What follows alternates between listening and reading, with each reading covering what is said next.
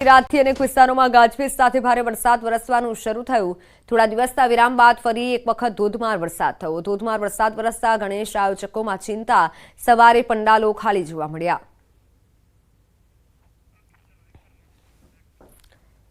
આ તરફ પાડોશી રાજ્ય રાજસ્થાનમાં પણ ભારે વરસાદથી જળબંબાકારની પરિસ્થિતિ સર્જાઈ છે। રાજસ્થાનમાં અજમેરમાં ભારે પવનથી હાઈવે પર કાર ડૂબી જાય તેટલું પાણી ભરાયેલું જોવા મળ્યું। અનેક વિસ્તાર જળમગ્ન થઈ ગયા।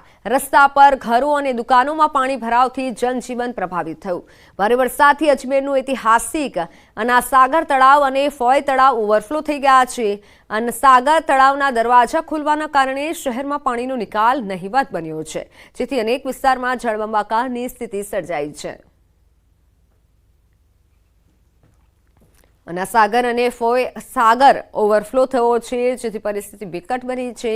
રસ્તા પર નદી વહી રહી હોય તેવા દ્રશ્યો રાજસ્થાનમાં જોવા મળ્યા છે। ભારે વરસાદ બાદ કચ્છમાં ન્યુમોનિયાનો કહેર જોવા મળ્યો છે। લખપતમાં ન્યુમોનિયા તાવે કહેર મચાવ્યો છે।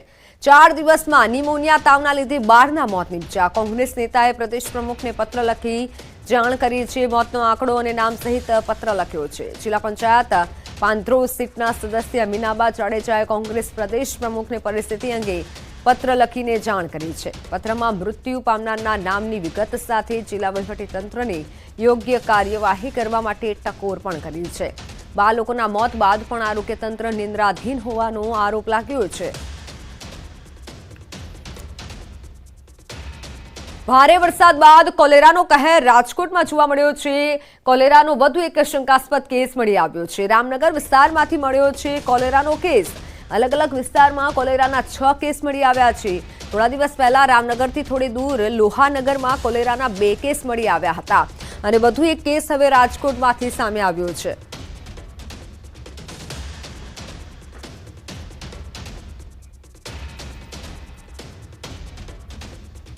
તો અંબાજીમાં ભાદરવી પૂનમના મેળો શરૂ થાય તે પહેલા ગબ્બર પર્વત પાસે રખડતા રીંછનું રેસ્ક્યુ કરાયું। અભિયાન શરૂ કરવામાં આવ્યું છે। હાલ તો એક રખડતું રીંછ પાંજરે પુરાયું છે, પરંતુ હજુ કેટલાક રીંછ ગબ્બર પર્વત પાસે આટાફેરા માટે ટેવાયેલા છે। તેની શોધખોળ ચાલુ છે। વન વિભાગે પણ શ્રદ્ધાળુઓને સચેત કર્યા છે। અંબાજીમાં આવેલ ગબ્બર પર્વત પર રીંછના આટાફેરાએ ભય ફેલાવ્યો છે। 12મી સપ્ટેમ્બરથી ભાદરવી પૂનમનો મેળો પણ યોજાનાર છે, જેમાં લાખો પદયાત્રીઓ આવે છે અને ગબ્બર પર્વત તેમજ 51 શક્તિપીઠની પરિક્રમાએ જતા હોય છે। તે પહેલા જ ગબ્બર પર્વત પાસે રીંછના આટાફેરાને લઈને વન વિભાગ તેમજ પોલીસના અધિકારીઓએ રીંછને પકડવાની કામગીરી પણ હાથ ધરી છે। વન વિભાગના કર્મચારીઓ તેમજ રેસ્ક્યુ માટે આવેલી ટીમને રીંછને પાંજરે પૂરવામાં સફળતા મળી। ગનનો ઉપયોગ કરી બેહોશ કરી રીંછનું રેસ્ક્યુ કરાયું। રીંછને પકડવા 6 જેટલા પાંજરા મૂકવામાં આવ્યા હતા। જોકે પકડાયેલું રીંછ એકલું ન હોય તેવું નથી। છેલ્લા 21 દિવસમાં ગબ્બર નજીક અલગ અલગ સ્થળોએ 4 રીંછ જોવા મળ્યા છે। હવે જ્યારે 3 દિવસ બાદ ભાદરવી પૂનમનો મેળો શરૂ થઈ રહ્યો છે, ત્યારે આવા રીંછથી ગબ્બર પાસે ફફડાટ ફેલાયો છે। એક રીંછ પાંજરે પૂર્યા બાદ અન્ય રીંછ છે કે નહીં તેની પણ વન વિભાગે શોધખોળ શરૂ કરી છે। એટલું જ નહીં, ફોરેસ્ટ ઓફિસરે ભાદરવી પૂનમે મેળામાં આવતા પદયાત્રીઓને પણ સલાહ આપી છે। આરએફઓના મતે પદયાત્રીઓ રાત્રે એકલા ન જાય, કોઈ સાથી સંઘ સાથે જ આગળ વધે। ગબ્બર પર્વત પાસેથી પસાર થાય ત્યારે પદયાત્રીઓ મોટા અવાજ કરતા આગળ વધે અથવા મા અંબાનો જયઘોષ કરી આગળ વધે, જેથી કરી રીંછ મોટા અવાજથી દૂર રહે।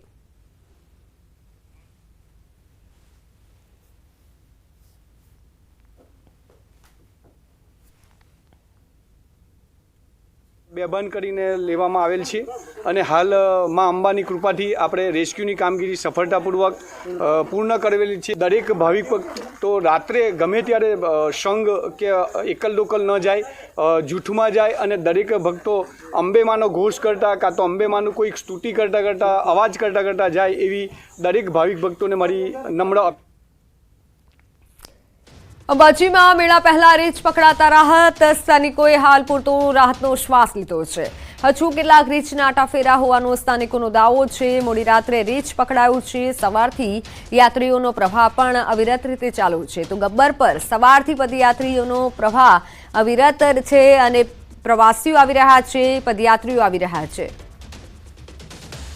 એ હતી એક તો ગબ્બર પાછળ ગઈ છે અને એકને વિસ્તારમાં બધા પેસેન્જર બધા એના હેરાન નથી કર્યા અને શાંતિથી એને પકડી લીધી છે અને એને કોઈ બાબતમાં કોઈ બબાલ નથી, પણ એક બાકી છે હજી. અને વિસ્તારોની અંદર આ રીંછનો વિસ્તાર હતો. 2-3 દિવસની રીંછની કંઈક વાત સાંભળી હતી, એટલે અમે એકચ્યુઅલી આવી ના શક્યા. એટલે આજે બધું વાત મળી કે ભાઈ રીંછ બધું પકડાઈ ગયું છે, એટલે બધું શાંતિ થઈ ગઈ છે. એટલે આજ સાથે અમે ફેમિલી સાથે આજ દર્શન કરવા આવેલા છે. હમણાં તો રાહત મળી છે, કેમ કે રીંછ પકડાઈ ગયું છે. હમણાં રાત્રે પકડાનું છે, એટલે કે હમણાં યાત્રિકોને હમણાં રાહત છે. અંબાજીના ગબ્બર પંથકમાં છેલ્લા 21 દિવસથી જે રીંછ છે, રીંછનો ખોફ યાત્રિકોમાં વધારે જોવા મળી રહ્યા છે. સાથે સ્થાનિક લોકોમાં પણ રીંછનો ખોફ જોવા મળ્યો હતો. અને ગબ્બર પંથકમાં કેટલાક છાસના જે વેપારી હતા તેના પણ છાસ જે છે રીંછ દ્વારા ઢોળી દેવાતી હતી. ચોક્કસપણે કહીશ કે ગઈકાલે રાત્રિના જે રીંછ જે પકડી પાડ્યું છે આ જ રસ્તો છે. અને રાત્રિના 9:30 કલાકે આ રીંછ જે હતો જે આ જ વિસ્તારમાંથી બહાર આવ્યો હતો. અને અહીંથી જે ધીમી ધારે અને ધીમી ગતિએ જે રીંછ આવ્યો હતો અને આ જ રસ્તે જે છે એ રીંછ ફરી જંગલમાં જતો હતો. અને ત્યારે કહી શકાય છે કે આ જે રીંછ અહીં આવતા જે રેસ્ક્યુ ટીમ હતી, રાત્રે જે રેસ્ક્યુ ટીમ આ અહીંયા ખાતે રેસ્ક્યુ લાઇટર જે ગન હતી એ ગનથી જે છે ફાયર કરતા અને રીંછને બેભાન કરવામાં આવ્યો હતો. અને આ જે સ્થળ છે એ જગ્યા ઉપર રીંછ બેભાન થઈ પડી ગયો હતો. અને તેના કારણે છે રીંછ પકડી પાડવામાં જે રેસ્ક્યુ ટીમ હતી તેને ભારે સફળતા મળી હતી. અને હાલ તબક્કે એમ કહી શકાય છે કે જે રીંછ રાત્રિ દરમિયાન ઝડપાઈ જતા જે યાત્રિકો સાથે સ્થાનિક લોકોમાં પણ ભારે રાહત જોવા મળી રહી છે. અને હાલ તબક્કે એમ માનવામાં આવે છે કે કોઈપણ જાતનો ડર હવે યાત્રિકો અને સ્થાનિક લોકોમાં જોવા નથી મળી રહ્યો. અને શાંતિપૂર્ણ દર્શન કરવા જે યાત્રિકોને ઘસારો જે છે આજ વહેલી સવારથી જ જે યાત્રિકોનો ઘસારો ગબ્બર ખાતે જોવા મળી રહ્યો છે. અને જે ગબ્બર ચઢવાના પગથિયા છે અવિરતપણે યાત્રિકોના ટોળેથી ઉમટી રહ્યા છે. અને હાલ તબક્કે જે યાત્રિકો છે યાત્રિકોમાં કોઈપણ જાતના ડર વગર અહીંયા જઈ રહ્યા છે. પણ ચોક્કસપણે આપણે કહેવા માગીશ કે આ જે દિવસ છે દિવસે ટોળામાં જે રીતે યાત્રિકો જઈ રહ્યા છે તે જ રીતે જો રાત્રિ દરમિયાન યાત્રિકો અહીંયા દર્શન કરવા કે ગબ્બર પરિક્રમા કરવા આવે તો મોટા ટોળામાં અને મા અંબાના જય ઘોષ જોરથી અવાજ કરીને જો જવામાં આવશે ચોક્કસ તેમને કોઈપણ જાતની તકલીફ નહીં પડે. જો જાનવર હશે તો પણ જયઘોષના ઊંચા નાદથી જે એ જાનવર ભાગી જશે. એટલે સાવચેતીપૂર્વક દર્શન કરવા પણ તંત્ર દ્વારા અપીલ કરવામાં આવી છે. મહેન્દ્ર અગ્રવાલ, ન્યૂઝ 18 ગુજરાતી, ગબ્બર, અંબાજી. અંબાજી નજીક રાણપુર પાસે રાહદારીઓએ માર્ગ પર પથ્થર મૂકી રસ્તો બ્લોક કર્યાનો આક્ષેપ છે. પદયાત્રીઓએ વિડીયો બનાવી સોશિયલ મીડિયામાં વાયરલ કર્યો છે. યાત્રિકે ગાડીમાં થયેલા નુકસાન સાથેનો વિડીયો બનાવ્યો. યાત્રિકો ઘટનાની જાણ પોલીસને કરી હતી. પોલીસ ઘટના સ્થળે પહોંચી અને તપાસ હાથ ધરી છે. યાત્રિકોએ લૂંટને અંજામ આપવા રસ્તો બ્લોક કર્યાનો આક્ષેપ કર્યો હતો. ત્યારે અંબાજીના પીઆઈએ લૂંટની વાતને નકારી કાઢી હતી. તેમણે કહ્યું કે કોઈ લૂંટ કે પથ્થરમારાની ઘટના બની નથી. રોડ પર પડેલા પથ્થર પર ગાડી ચડી ગઈ છે. પોલીસ પેટ્રોલિંગ કરી રહી છે. એક 4 વ્હીલ ચાલકની ગાડી ઉપર પથ્થરમારો થયેલ વગેરે મતલબનો એક વિડીયો વાયરલ થયેલ. પોલીસ તાત્કાલિક ત્યાં ઘટના સ્થળે પહોંચી ગયેલ અને પથ્થરમારાનો કોઈ બનાવ બનેલ નહોતો અને કોઈ લૂંટનો પણ બનાવ બનેલ નથી. માત્ર રોડ ઉપર 2 મોટા પથ્થરો પડેલા હતા, એના પર એની ગાડી ચડી ગયેલ અને ગાડીની ચેમ્બર તૂટી ગયેલ હતી. માત્ર એટલો જ બનાવ બનેલો હતો.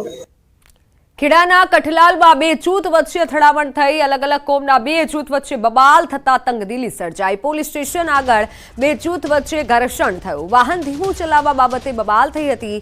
બાઇક ચાલકને રોકી કાર ચાલકે મારામારી કરી હતી. આ ઘટનાને લઈને બાઇક ચાલક પોલીસ સ્ટેશને ફરિયાદ નોંધાવવા જતા ત્યાં બંને કોમના ટોળાઓ પોલીસ સ્ટેશન બહાર ભેગા થઈ મારામારી કરી હતી. ટોળામાંથી અમુક અસામાજિક તત્વો હાઈવે પર એક બાઇક સળગાવી દીધી. ઘટનાને લઈને સમગ્ર કઠલાલ શહેરમાં 3 ડીવાયએસપી, 6 પીઆઈ, પીએસઆઈ સહિત સમગ્ર શહેરમાં ચુસ્ત બંદોબસ્ત ગોઠવી દેવામાં આવ્યો છે.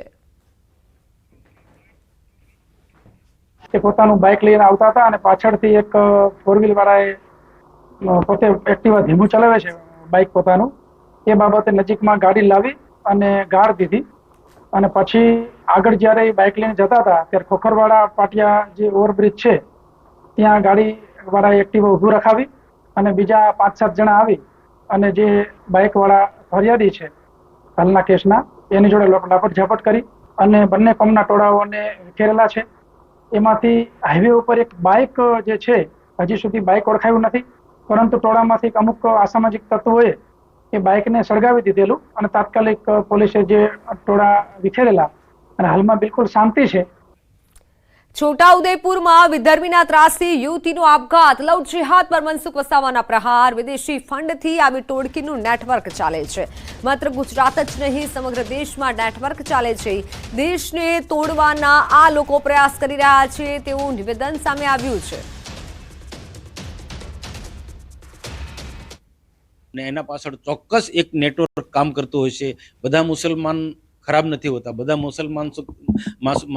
મુસલમાનોની માનસિકતા આવી હોતી નથી, પરંતુ કેટલાક વિદેશી તાકાતના કારણે, વિદેશી પરિબળોના સારથી, વિદેશી ફંડથી જે દેશને તોડવાના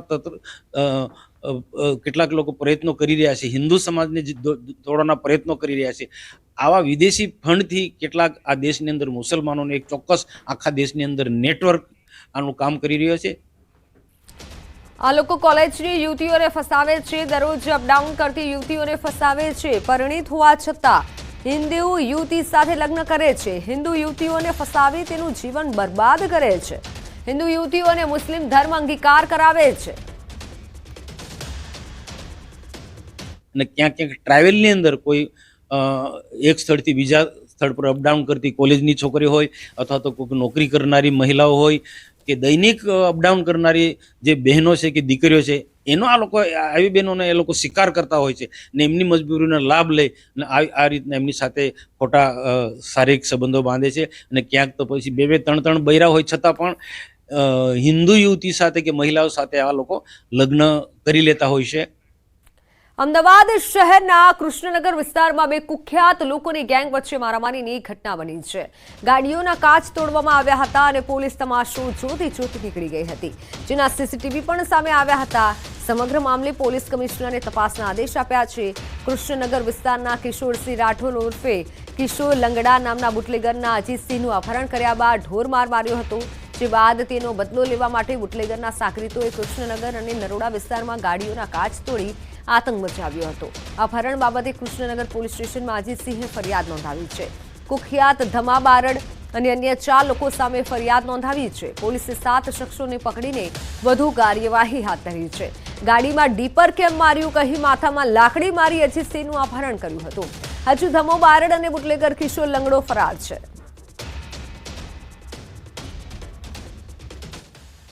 આમાં સમગ્ર મેન આરોપી જે છે, જે અપહરણ કરવામાં એમાં ધમા બારણ કરીને એક છે, એનું નામ આવે છે, અને એની સાથેના બીજા 4 ઇસમો છે.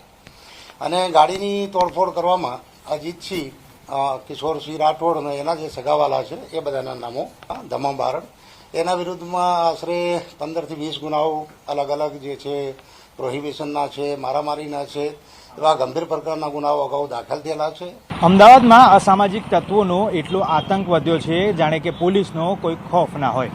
વાત કરીએ નરોડા વિસ્તારના, જ્યાં મોડી રાત્રે એક અસામાજિક તત્વોએ આતંક મચાવી ગાડીમાં તોડફોડ કરી.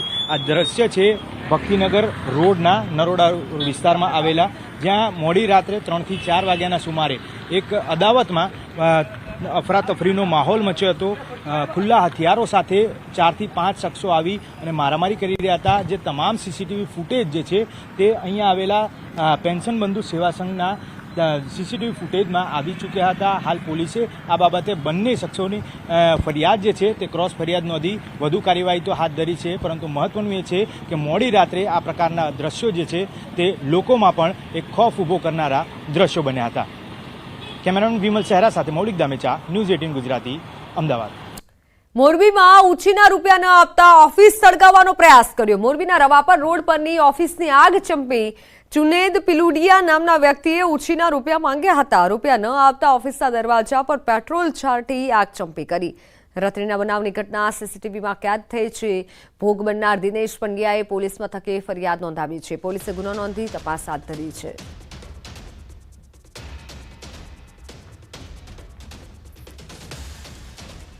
વાત સુરતની નવી સિવિલના ટ્રોમા સેન્ટરના મેડિકલ ઓફિસરને માર મારવાની ઘટના સામે આવી છે. લાજપોર જેલમાં કેદ હત્યાના આરોપીએ મેડિકલ ઓફિસરને માર માર્યો. આરોપીએ કહ્યું કે મને ખાંસી છે, સિવિલમાં રિફર કરી દો. મેડિકલ ઓફિસરે ના પાડતા આરોપી મારવા લાગ્યો. ઇજાગ્રસ્ત મેડિકલ ઓફિસર જેલની એમ્બ્યુલન્સમાં સારવાર માટે નવી સિવિલમાં આવ્યા હતા, જ્યાં આરોપીએ મેડિકલ ઓફિસરને કાન તેમજ ગળાના ભાગે માર માર્યો હતો. દીપ નામના આરોપી સામે મેડિકલ ઓફિસરે ખટોદરા પોલીસ સ્ટેશનમાં ફરિયાદ નોંધાવી છે. ઓનલાઈન પર સંવાદદાતા કીર્તેશ જોડાઈ ચૂક્યા છે. કીર્તેશ, સમગ્ર મામલો શું હતો? બિલકુલ, સુરતનું લાજપોર જેલ આમ તો ગુજરાતનું સૌથી આધુનિક જેલ કહેવામાં આવે છે. સીસીટીવી ઘેરાયેલું આ જેલ છે, પણ આ જેલ અનેક આરોપીઓને સજા કરતા આરોપીઓ માટે મજા કરવાનું સ્થળ થઈ ગયું હોય તેવી ઘટનાઓ સામે આવે છે. ક્યાંક પોલીસ પર હુમલો કરવાની વાત આવે છે, ક્યાંક સિમ કાર્ડ અને મોબાઈલ મળી આવતા છે ત્યારે હવે તો હદ થઈ ગઈ. લાજપોર જેલના આરોપી દ્વારા મેડિકલ ઓફિસર પર હુમલો કરવાની ઘટના સામે આવી છે. જો કે મેડિકલ ઓફિસરે આ મામલે પોલીસ ફરિયાદ નોંધાવી છે, પણ જ્યારે આરોપીઓ પોલીસ જપ્તામાં સારવાર માટે આવે છે ત્યારે પોલીસની હાજરીમાં તેઓ મેડિકલ ઓફિસર પર હુમલો કરે છે, જેને લઈને હાલ આ સમગ્ર ઘટનાને લઈને ઘણા બધા સવાલો ઉભા થયા છે કે લાજપોર જેલ તંત્ર શું કરી રહ્યું છે અને આરોપીઓને સજા પેટે જેલમાં મૂક્યા હોય છે, જ્યારે આરોપીઓ સજાનો પ્રાયશ્ચિત કરવાની જગ્યા પર જેલમાં રહીને ગુનાઓને અંજામ આપતા હોય તેવી સતત ઘટનાઓ સામે આવી રહી છે. બિલકુલ કીર્તેશ, આભાર માહિતી બદલ. તો હાલ સમાચારોમાં સમય થયો છે વિરામનો.